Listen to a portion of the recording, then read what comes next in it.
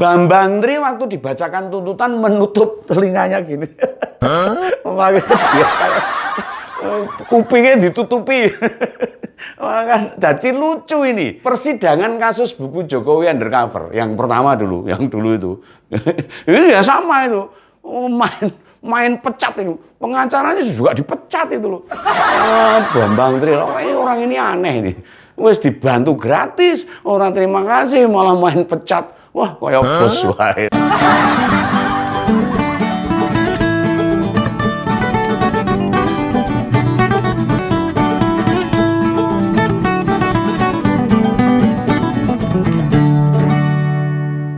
Halo, selamat bertemu kembali. Salam sejahtera dari Om Begawan. Tetap di Ngompol, ngopini politik berpendapat. Pendapat saya.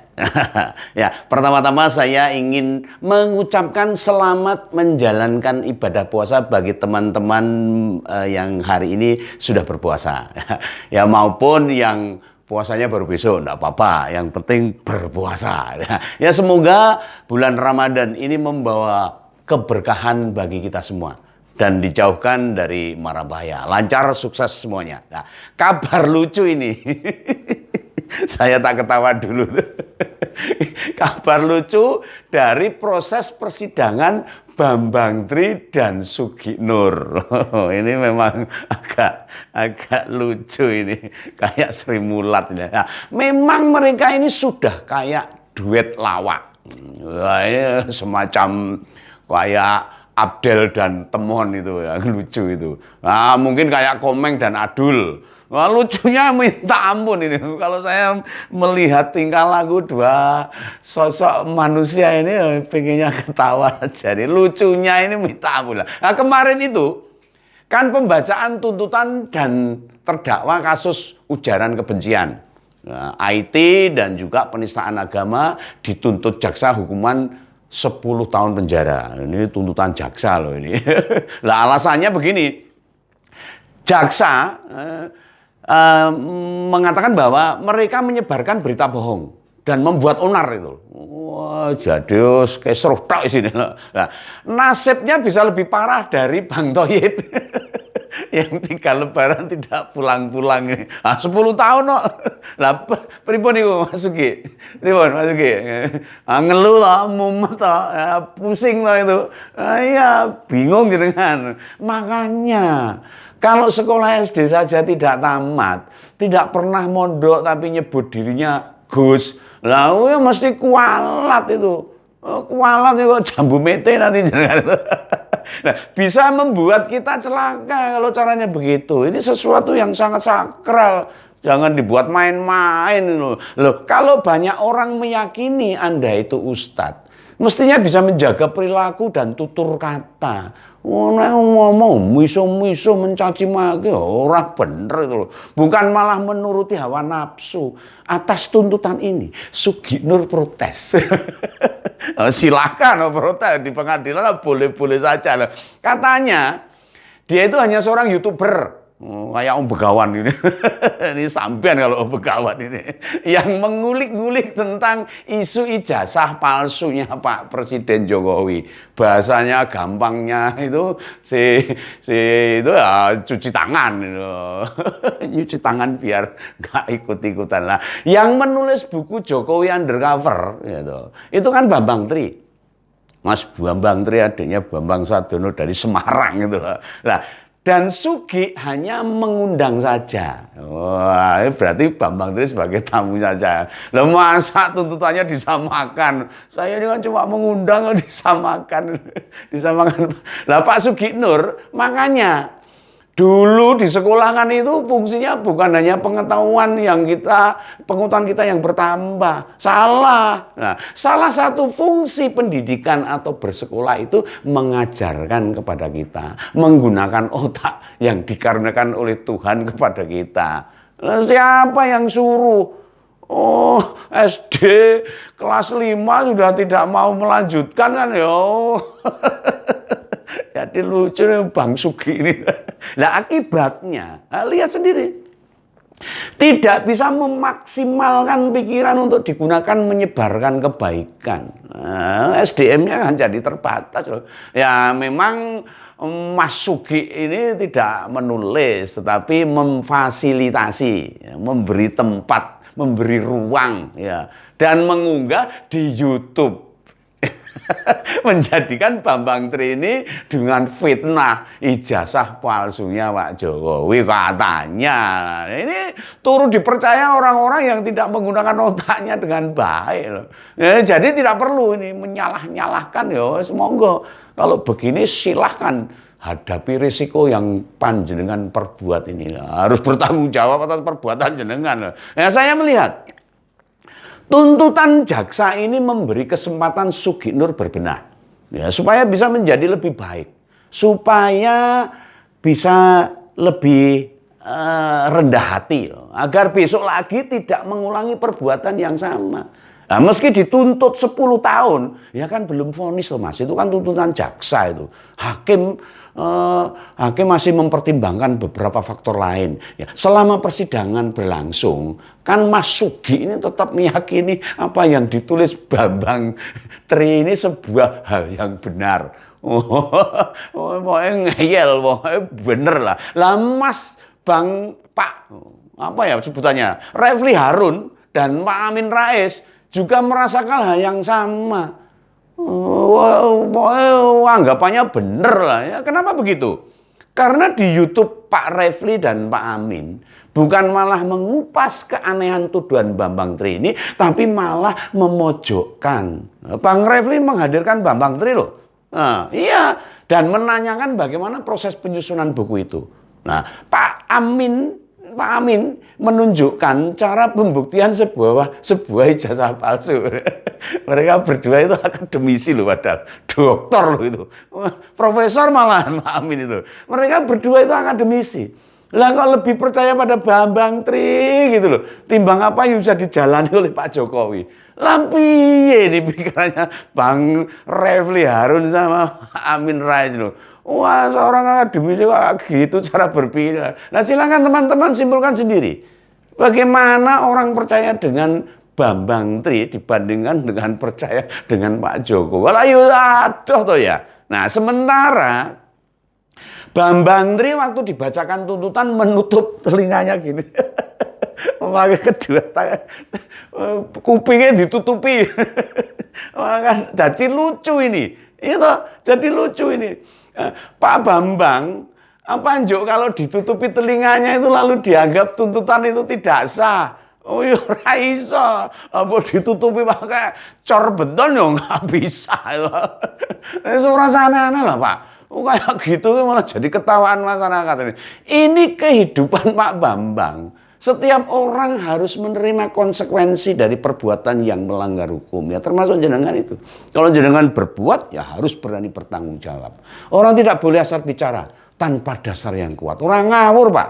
Ini negara hukum dengan semua undang-undang yang sudah disahkan untuk mengatur perilaku warga negara Indonesia. Lah, Pak Bambang ini sudah tahu loh.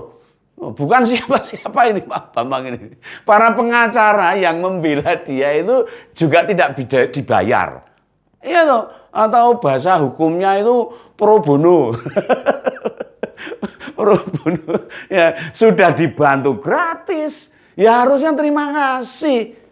Dibantu gratis kok. Kok malah main pecat-pecat kayak bos perusahaan saja. Ya karena memecat salah satu pengacaranya, 13 lainnya kemudian mengundurkan diri. Piye.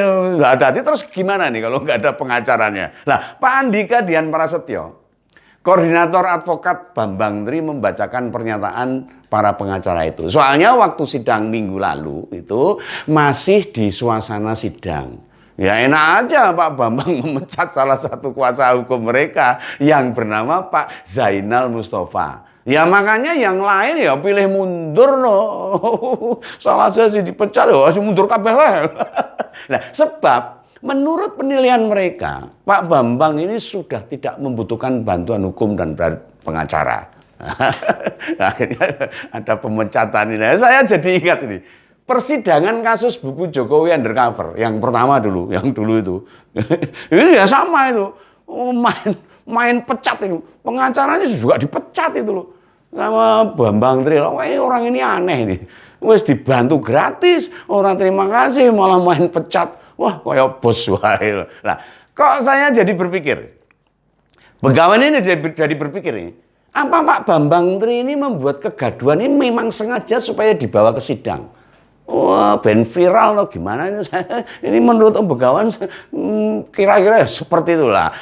Karena menjalani proses hukum terus didampingi pengacara, lalu dia mecat-mecat supaya merasa seperti kayak bos. Aku bisa mecat pengacara tak pecat itu loh. Gaya seperti bos. Lah soalnya dalam kehidupan sehari-hari dia tidak punya staf di perusahaan ya, tidak punya anak buah. Jadi ya bisa memecat saya ini. Bedanya kalau sekarang itu pengacaranya gratisan. Yang kasus pertama itu yang membayar itu kakaknya itu Pak Bambang Sadono, politisi dari Golkar. Dulu pernah jadi anggota dewan. Kalau itu nggak gratis, tapi yang bayar kakaknya. Pak Bambang nggak bayar itu, Pak Bambang Tri itulah. Lah Pak Bambang Tri ini di kasus yang sekarang, ya wis wegah melu-melu. Pak Bambang Sadono untuk masalah Bambang Tri adiknya wis wegah, males gitu loh.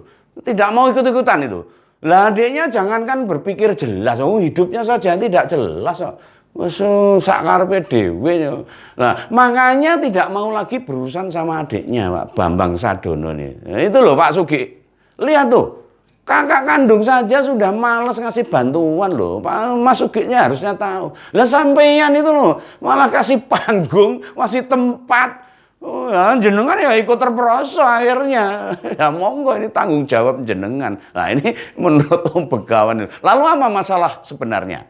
Yang membuat ada persoalan antara pengacara dengan Pak Bambang Tri ini. Ya, menurut Pak Andika, sejak awal itu komunikasi lancar.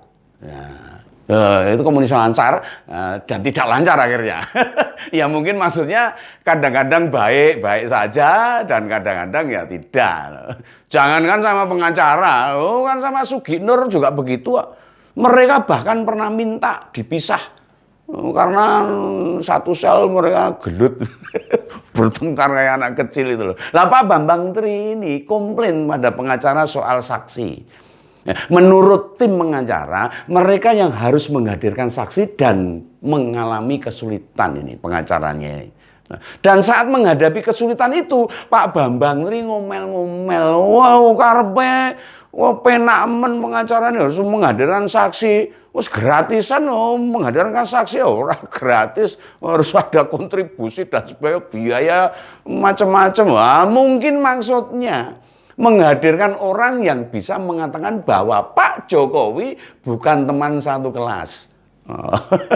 Atau bukan teman satu angkatan mereka.